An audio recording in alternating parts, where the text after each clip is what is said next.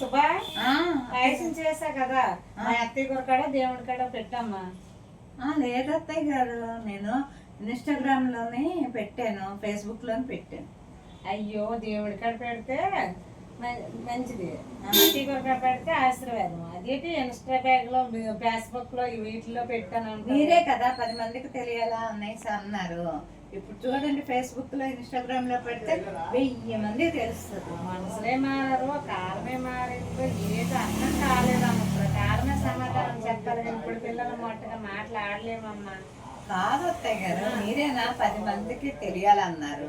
10 మందికి కాదు కదా, 1000 మందికి తెలుస్తుంది 10 ఇన్స్టాగ్రామ్ లో మందికి పెడితే. తెలిసినా 20 మందికి తెలిసినా అందరికి తెలిసినా ఏదో చెప్తాము.